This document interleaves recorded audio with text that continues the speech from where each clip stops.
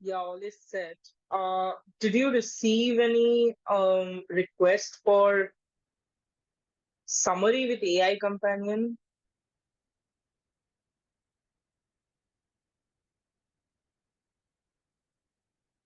It's Zoom, okay. My network is very bad because of Zoom. Zoom has shittiest things.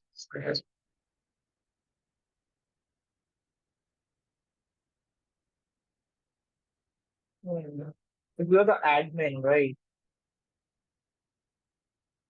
Keeps telling me to do this, but then nothing happens. Stupid. Anyway, you can leave. It's awesome.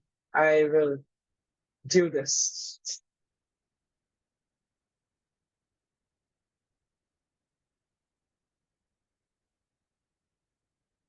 Yeah, thank you.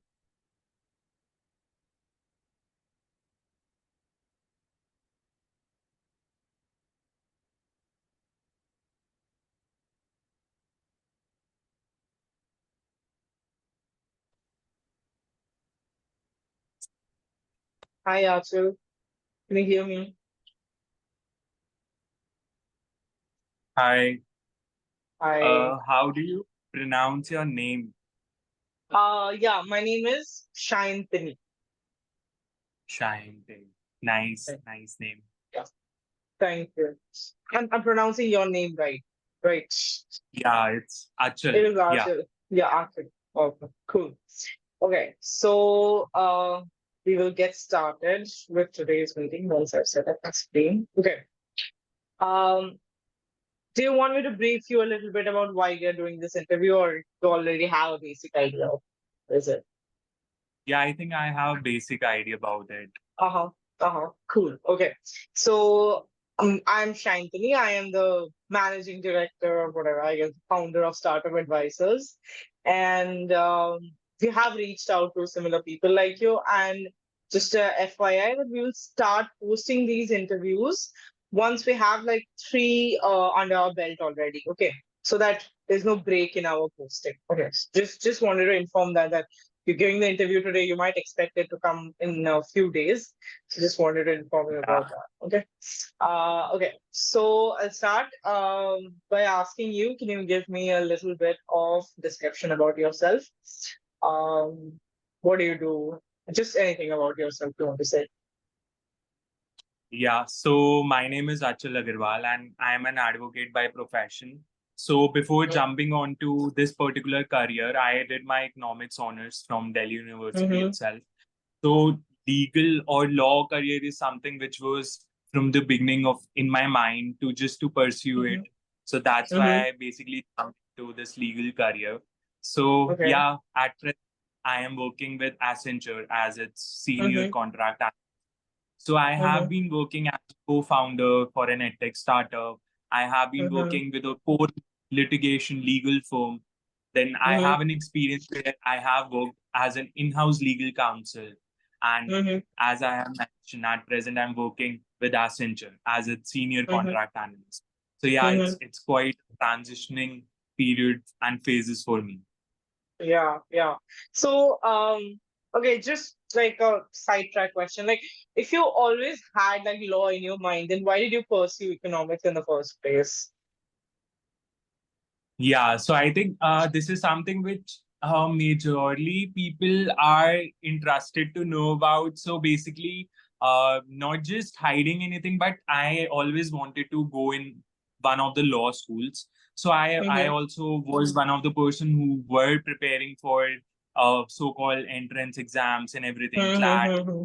So yeah, Mm-hmm. I was not able to get something which I was desiring. Then at the same time, I had a good score in my 12th standard. So I Mm-hmm. got some like one of the prestigious Mm-hmm. course that students aim at, that is economics honors from Delhi University itself. So I Mm-hmm. thought of why to not to just join this and then maybe later go for a 3 year law Mm-hmm. program. So Okay. that's what. Yeah, it's understandable, honestly. Like, even before I came into law, I was pursuing psychology myself. I studied for 2 years and then I left it and then came to law. So I understand anybody who does it. And honestly, economics is something which is one of my favorite subjects. So it is Yeah, understandable. definitely. Like, why not? Why not? Why not have the best of all the worlds you can? Yeah, Uh, yeah. so just pivoting from that, like, do you think like your knowledge of economics, since you already have a good economic background and then you came into law, do you think that this helped in your entrepreneurship journey? Like, yeah, was it Mhm. supportive in any manner, any Yeah, yeah. queries, anything? I think when you study economics, so you are like getting some of like a professional skills that you will be able to analyze things better, because people Mm-hmm, generally go for job opportunities that are there for data analytics and something like mm-hmm, that, analyst position, so called.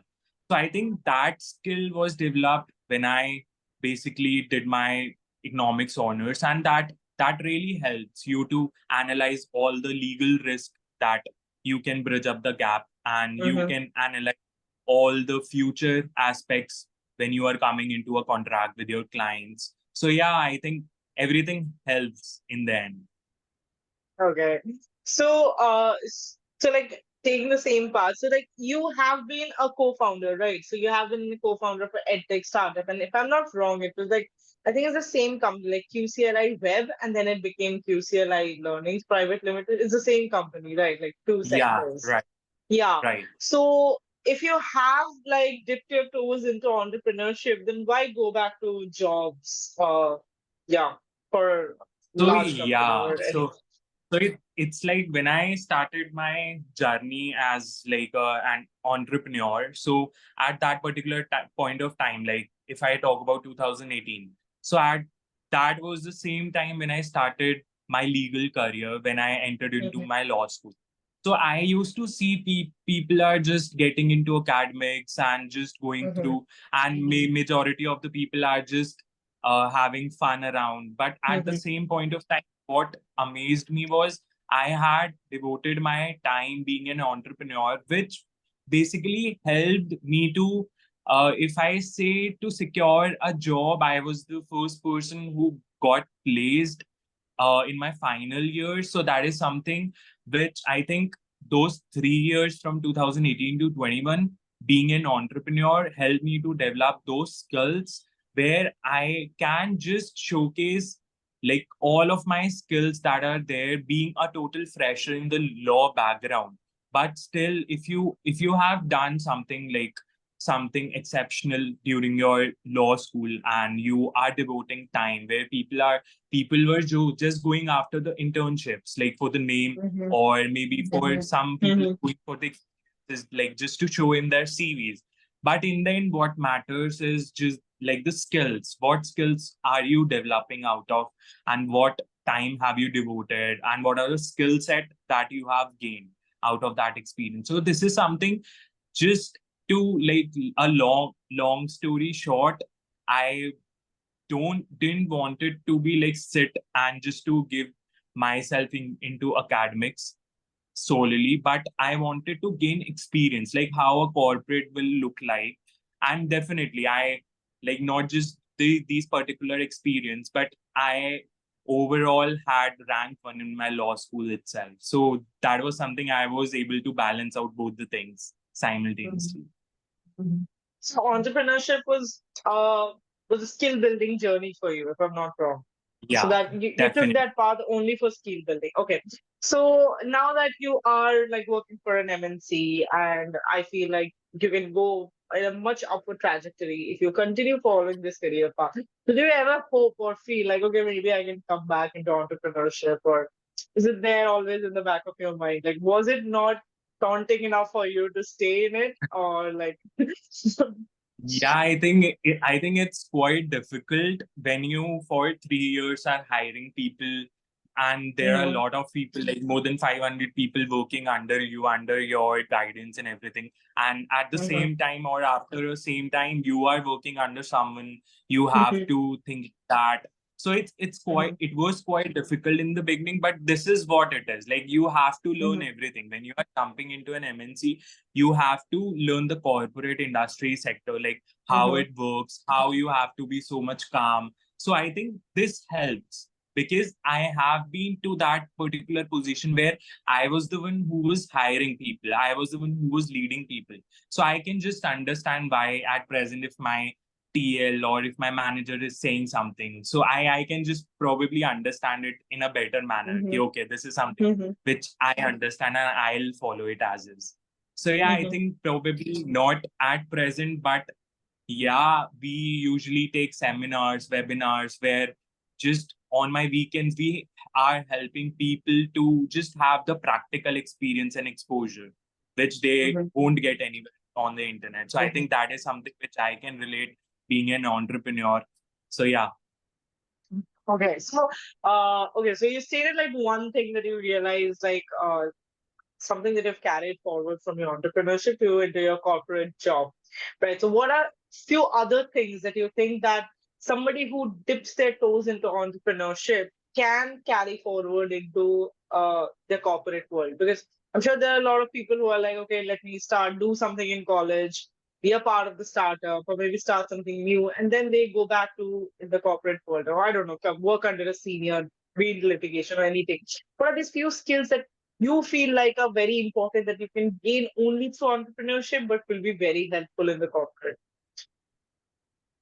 Yeah, I think the first reason why I think personally why people just switch to the corporate sector is like the financial stability. That is Mm-hmm. something what everyone looks out for. And during your Mm-hmm. entrepreneur journey, it is not something which is stable or fixed in the beginning. Yeah, in the long time, it can reap you something which you won't get working in an MNC. But yeah, if people or someone is looking at the skills that they can get from the entrepreneur thing is you'll just learn everything from basics, right? You will have those skills where you will learn how to manage everything with the minimum basic requirements, with the minimum basic things that you have in your hand. So that is something that will definitely help you. Then I think second skill that can be like where you are getting so much calm, where you are getting so much calm in dealing with your clients. So that particular skill will definitely help you in the corporate sector because that is something majorly most people are like lacking when you will end up in a corporate sector. So you have to be super calm. You cannot get rigid or adamant to people like to your seniority, to people in your same vertical. So that is something you will definitely learn when you are being an entrepreneur. Then I think the third skills that you can get is I'm really not aware why people don't think it like this way, but even if you are jumping in your legal career, but you should have a skill to have a good convincing skills, like to have a good business development skills, not just the sales part, but you should have a good skills where you are able to convince everyone you are getting. So that is something when you work as an entrepreneur, you just see different people from different industries, your different clients. So you have to just learn how you can convince them, how you can mold them so that it is beneficial for both the parties. So that is something you will learn while you being an entrepreneur, and that will Mm-hmm. definitely help you in the corporate sector. Mm-hmm. Okay. So just to sum it up, so essentially, resource management, flexibility and adaptability, negotiation Yeah. skills, which I believe like or personal branding, business development, all of these things, right? So, uh, since I'm coming to personal branding, then I will obviously shift towards you being a legal content creator now. So, is that why you are pursuing it right now? What is your motive behind being a legal content creator on LinkedIn as of now? So I think being a legal content creator was like that. There was basically one incident where, obviously, not just one incident, but there are, I think, so many people are reaching out to other people who do, they basically think can help them in getting job opportunities.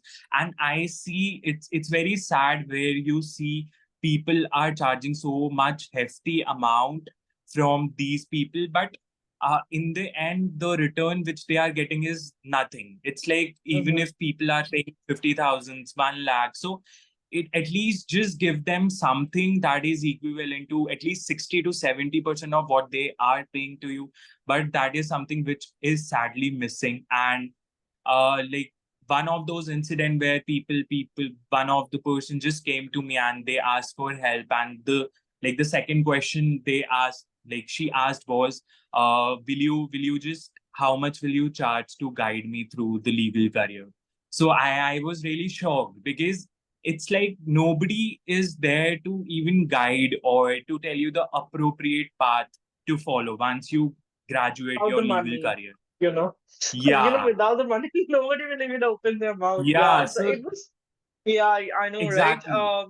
Yeah, so just to have this conversation, I have this like experience where I've always wanted to share with somebody. So in 2023, I was like job hunting like crazy. I was like, I need a job. Okay, so there's no portal, no individual, no company. I don't think I've applied to. So I think I applied like 200, 300 places. Okay, so when people are desperate, they will take desperate routes and desperate means, right? And that's when I reached out to one of these people who help you. Okay. And I was like, okay, so there was this long, I don't know, sales pitch of like 20, 30 minutes probably. And then she was like, and then she was like, okay, so you need to pay me like 10,000 rupees advance just to book a call with the individual so that she can sit down with you and understand what your requirements are. I was like, okay, fine. If you think I had so much money, then why would I be looking for a Yeah. job desperately, Right. Right. right? Right. And I was like, Right. I like obviously these people are millionaires and I'm not. Like, yeah.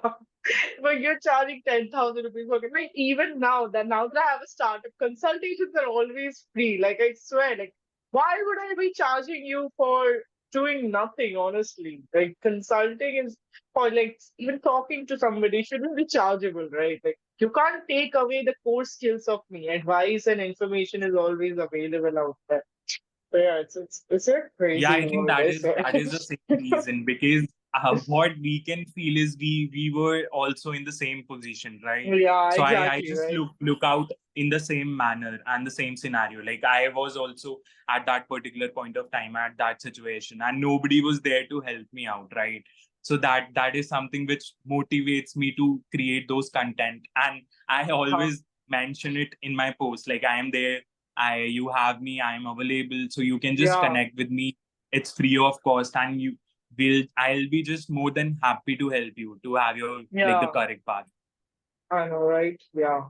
Yeah. So like a lot of students are really lost. Like I think students, especially in the like last year, they are the people who are reaching out to you and they are so frantic about everything. They're like, I don't know, all my friends are doing all these internships. I have only 10 internships. I'm like, my CV has zero internships in my college days. I was in the Yeah, pandemic. I didn't do anything. I don't know why it's a hype. Like why I don't know. It's like people think if they have 50 internships, 20 internships in their CV, it will definitely. But Yeah, that's not the case. If you are not having those appropriate skills, nobody gonna hire you, even if you have exactly. 20 internships. Internships, I know, right? And the internships are not really that useful. Like they don't really teach you anything. They just like Yeah, do right. research. And Yeah, right. that really doesn't help when you It go doesn't for an help in in-house counsel. anything, I swear, right? Like you don't even learn contract. You don't even know how to read a contract. Even if I give you 10 contracts and say like you read it, you don't know how Right, to even right. begin with it. So okay, so now that I'm in contracts, I'll ask you like, why did you choose contracting as your route to go ahead? Like since you're a contract analyst right now in Accenture, right? So like why was that your chosen path? And I believe like when you work with Securitas also, you're also like dealing with contracts and stuff, right? Like have you say like you have worked in co-litigation before. So like from co-litigation, why do you shift to contracts? Yeah. Yeah, I think contracts were something which had my interest from the starting of my journey being an entrepreneur, Mm-hmm. because it's like it's a basic whenever you are just Mm-hmm. procuring in business. So that is something before getting into a business relationship, you just sign a contract to avoid any dispute. So from that point of time, since like 2018, that is something which was really interesting to me, and that was something I used to read about different types of contracts. How can we safeguard our party? How can I safeguard myself being an entrepreneur, and at the same time simultaneously keeping interest of my client? So that was something I had interest from like since so long, and that is why I choose this particular career, this particular vertical where I can work on different type of contracts.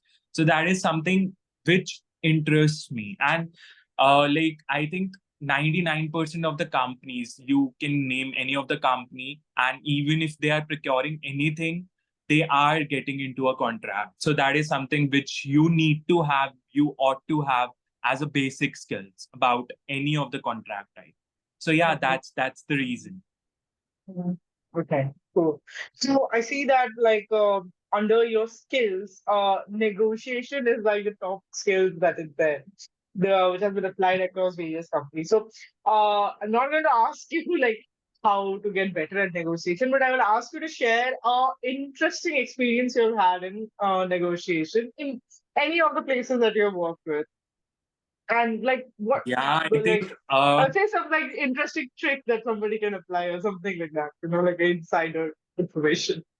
yeah, I think it's like I had many interesting scenarios. Obviously, when you go on the negotiation call and Yeah, yeah, imagine being on the service provider's end, so you are yeah. just like that person who is getting their daughter married, right? So you just have Yeah. to listen and listen. Yeah. So it's like I was on the one of my call on the negotiation Hmm. call, which made me to realize you have to be super calm while you are dealing with your client. So at that particular point of time, I had joined the call. My legal counsels have joined the call. My juniors had joined the call. The other party clients had joined the call. So what like we obviously there are different business stakeholders which joins the call, and without whom we cannot take that call further, because on the Hmm. business requirements, that is something they have to take a call. Hmm. So my business person got late by around 50 to 20 minutes. So the client got so much irritated and frustrated. So that call basically started out of anger only.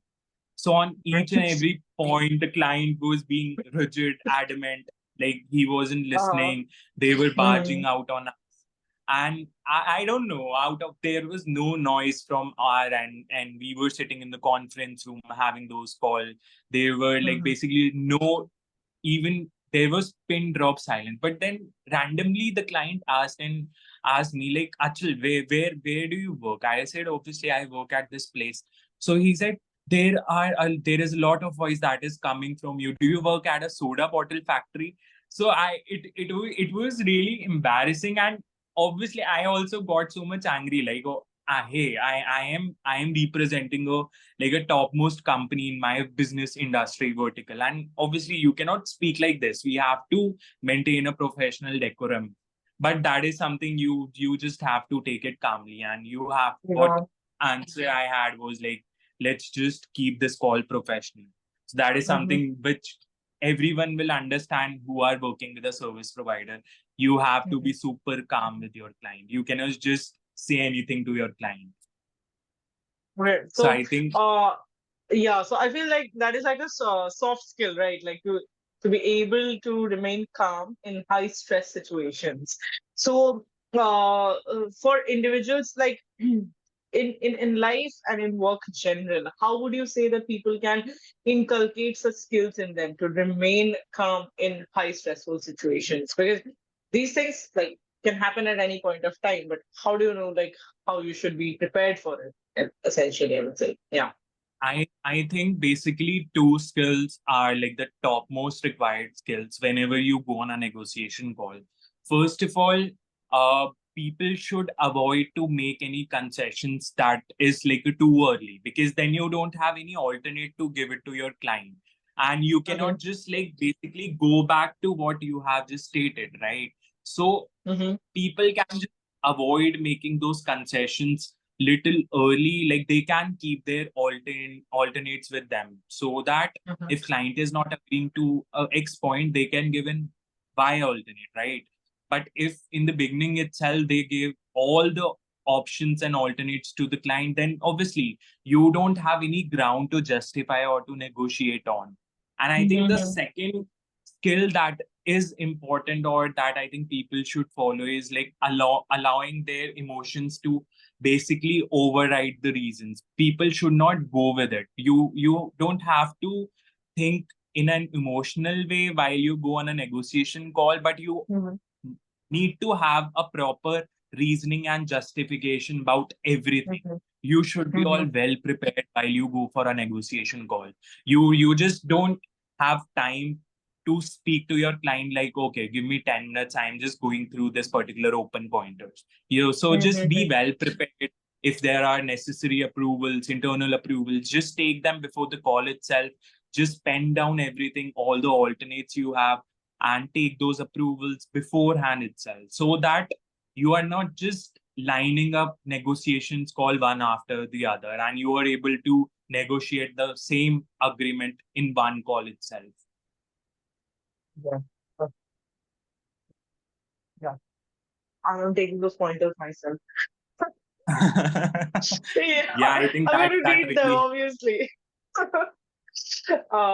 Yeah. So, okay. So, from an entrepreneur to entrepreneur, what would you say are some of the biggest skills that one needs to have in order to grow from a startup to a company where you're leading 500 people under you? Yeah. What would you say is like the trajectory of it? How is it that you get that growth and that scale? Yeah, I think first of all, like the first and the most important skill set is like, I don't know, when people say just treat all of your members as your family. Like, you just don't have to command anything to your people that you are hiring, but you have to make them understand why that particular needs to be done. Like, what will they get out of that particular part? And you just have to be in direct touch. I have seen people when at that particular point of time we had like more than 500 people. Obviously, I am not someone who is proficient in graphic designing, if I take an example. But I same person who was in constant touch, where I usually sat with my graphic designing team, and I was the person who were giving inputs as a layman, and I was asking like, okay, this if can this help? So that is something which will help you to have a building up a good relation with each and every individual, even though if you don't have those particular skills. Obviously, being an entrepreneur, it is not like important for me to have all the requisite skills, and it is not humanly possible as well. That is the reason why we just hire different people coming out of different skill set. So that is something, just build up a really good connection with everyone that you are coming across, because in the end, being an entrepreneur, it's like mouth publicity is something which will definitely help you out. That will definitely help you out. If you are going good with one of your client, that will reap you at least hundreds of your client. Definitely that will reap you. So that is something. And yes, if you're treating your employees, everybody really good, that is something, you'll have a good rate where people are just staying and sticking to your company. And you are just putting less of your efforts in just hiring and hiring and hiring different people again and again. Okay. Yeah, right. Relationship building is obviously one of the best things. I think it is applicable both in entrepreneurship and in the corporate world, right? Like you always need to have good relationships with anybody you're associated with. Okay, so while I would love to continue the conversation with you, but Zoom will just allow me to talk with you for 10 more minutes. So I'll ask you one last question regarding your experience with legal content creation on LinkedIn. And uh, for people who want to get started in this field, because I'm sure a lot of people want like understand the potential of LinkedIn but have zero idea where they can start even, right? Or they don't even realize like, wow, how can LinkedIn help me? I'm like nobody. I'm a first year college student. So what would you say to them? Like, why should they be investing their time in LinkedIn and how should they get started? in creating impactful content for LinkedIn? Yeah, I think why should they start it? Because I had read that post because it's like it was like something I went for an interview and that person was my connection on the LinkedIn itself. So everybody just knows me. So that is something once you start creating content, once you start having that particular engagement with different people from different verticals, you will understand how LinkedIn works, how your content is either working or is not working. That will definitely help you. For people who are starting their journey as a legal content creator, it's like something, just pick up those problems, those particular fields where nobody's there to help you out. For an instance, if I give you an example, contract lifecycle management is something you'll get it theoretically everywhere. Nobody gonna teach you how to redline. Even people who are just who are just graduated, they don't even know how to turn on track mode changes. So that is something that was like my thinking on my thought process, like, okay, I should hit on that particular target area which is not available anywhere on the internet, and Mm-hmm. just focus on those particular areas, start creating your content, and you will see people start engaging on different posts, start having connections with different people, and see how are they posting, what are they talking about. Just engage in their comment section and just go through it. It's a learning process. In the end, you will Mm-hmm. just start with it, you will see, you will naturally grow with it. Mm-hmm. Good, good. So, okay, so this is the last question. You can it's an open ended, you can end it any way you want. So it's essentially like looking forward, where do you see yourself in your career? And do you think you're going to continue being in the corporate world, or you're going to come back into our entrepreneurship club? Or and not all, and what would be something that you would like to share? No questions or anything that you would like to say other than that. Yeah. So, like where I see myself, people who have started their career from the corporate sector, they usually say I just see myself like at the director level or at somewhat at a managerial level. But basically, Mhm. being an entrepreneur, that having that particular passion, I see myself helping out law graduates or people in their final years or people who are still in their law schools, to help them to understand what all skills are required if they dream to be an in-house legal counsel. That is something which is not being taught in their law schools, and people Mhm. are just charging so much to just give them those skills, just to guide them through the appropriate path. So that's something which I am aiming at, so that there is a quite a lot of awareness about people are just interested to go as an in-house legal counsel, but nobody knows where to start from, nobody knows Mhm. what should they do, what all skills are required. So that is something I want to create an awareness about this. Okay, if even if you want something to be done by yourself, even if you want it to be a self-paced thing, just hit on these particular skill set, and then you will see the difference where being even a fresher, you'll see yourself getting placed with such a good brand. So that is something I'm aiming at in a long Okay. term. Okay. Okay. So yeah. So yeah. I see you as one of those like educational influencers across Instagram and YouTube who just impart education to people. Yeah. Okay. So like Yeah, it's like so I like have law wala. seen I think you I think you can name your brand law wala, taking inspiration from physics wala. So. I have seen people like I randomly got one message from a participant. So he basically told me he's currently doing his law from some ex college, and due to financial crunches, he is still working at a chemist shop simultaneously. But he really dreams to be an in-house counsel. He had searched it everywhere, and people are charging so much. So that was something I it got into my head. No, everyone is not able to like just afford it financially. Mhm. So at Mhm. least someone should be there to help them out. So that is Mhm. something which motivates. That is wonderful. That is wonderful. Truly. Okay. So. we have run out of time now. So I'd just like to say like thank you so much for